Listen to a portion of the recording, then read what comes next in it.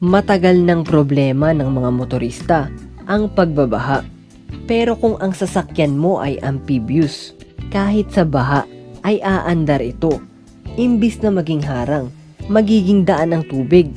Pag ganitong klase ng sasakyan ang dinadrive mo, heto ang ilan sa mga sasakyan na pwedeng idrive sa lupa at sa tubig. Amphi Cruiser. Gamit ang Toyota Land Cruiser bilang pundasyon, nakapaggawa ang isang kumpanya ng isang sasakyan na pwedeng idrive sa kalsada, off-road at sa tubig. Meron itong mga European certifications para sa kalsada at tubig. Kailangan mo lang ng driving license para idrive ang kotseng ito sa mga tubig ng Europe. Hindi mahirap imaneho ang Amphi Cruiser sa tubig. Test drive lang at navigation, okay na para maging pamilyar ka sa sasakyan. Gamit ang kotse, pwede kang maglayag sa bilis na 8 miles per hour. Maaari kang makabili ng sarili mong Amphi Cruiser para sa presyong 9 million pesos. Hydra-Trek. Ang sasakyang ito ay pinapatakbo ng mga turbocharged na diesel engine na nagbibigay ng matinding lakas at nakakamit ang emission standards.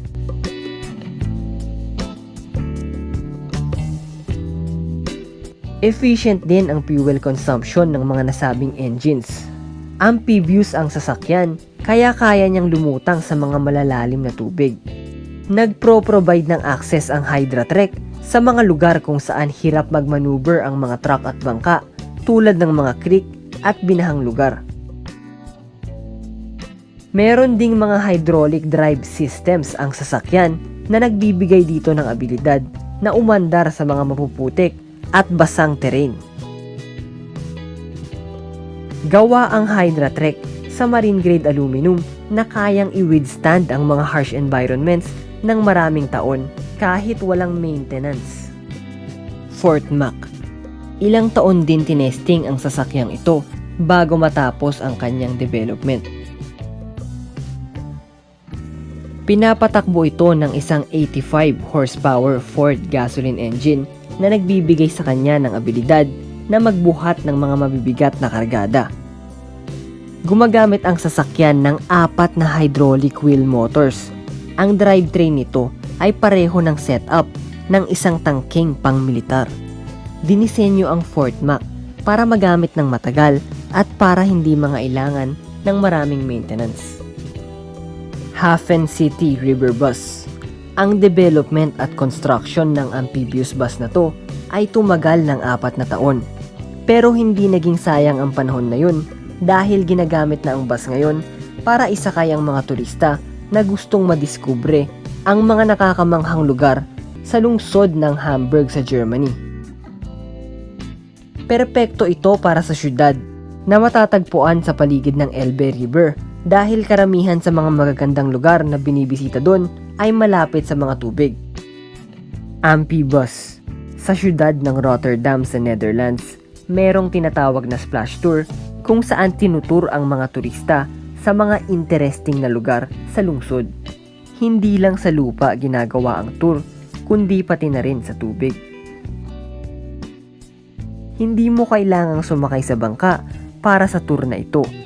Sa halip ay sasakay ka sa Amphibus, isang amphibious na bus na kayang umandar sa lupa at tubig.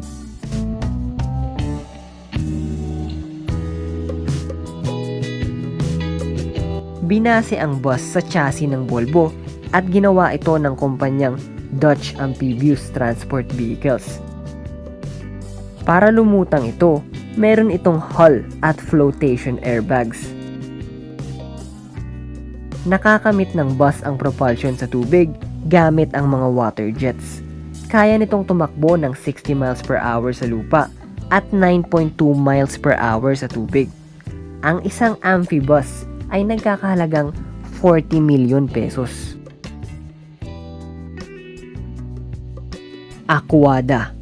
Ang napakabilis na kotseng ito ay isang high-speed amphibian.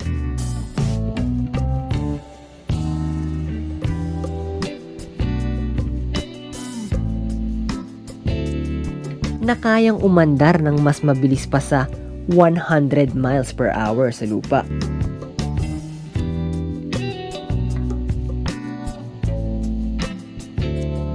Sa tubig naman ay kaya niyang umandar ng mas mabilis pa sa 30 miles per hour. Hindi nagsimulang kotse o bangka ang sasakyang ito.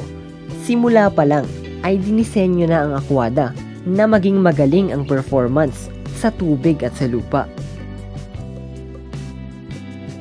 Sa paggawa nito ay nagpapatent sila ng mahigit 60 na technical innovations.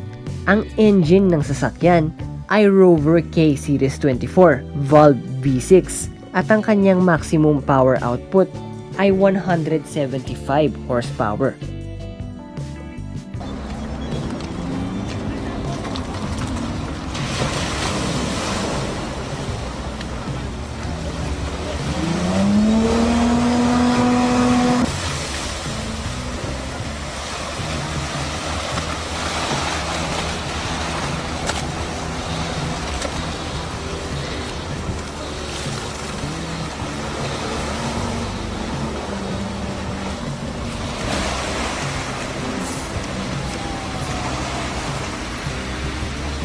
Bicycle. Hindi pangkaraniwang motorsiklo ang sasakyang ito.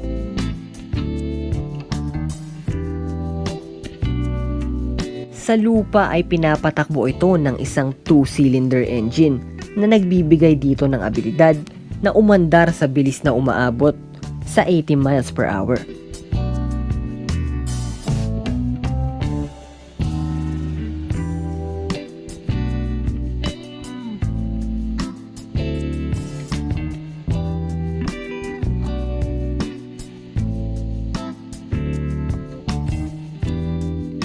Meron din itong dual jet marine propulsion system, kaya pwede itong i-drive sa tubig sa bilis na 37 miles per hour.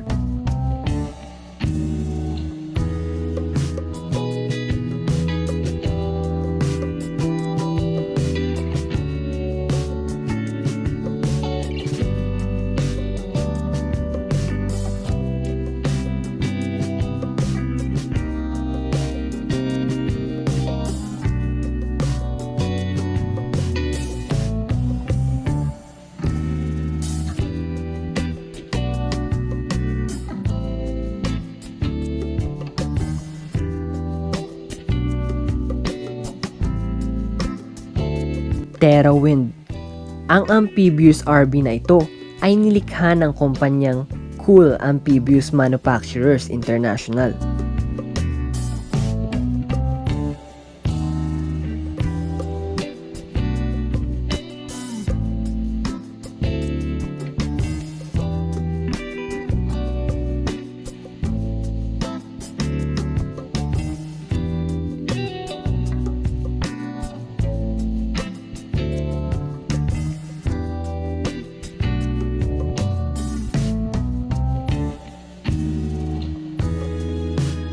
Meron itong heavyweight, military grade, aluminum hull sa ilalim ng waterline at sa ibabaw naman ng deck ay meron itong high-end fiberglass shell.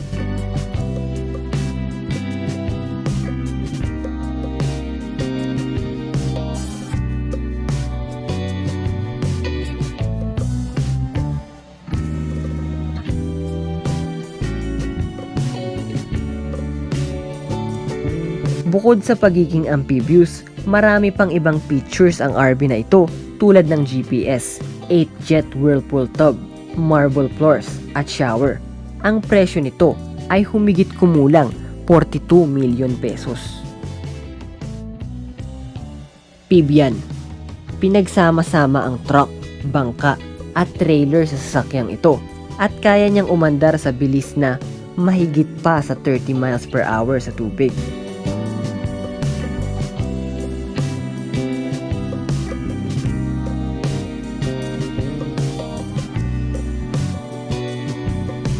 Dinisenyo ito para gamitin sa mga kalamidad, kaya maganda itong gamitin na rescue vehicle.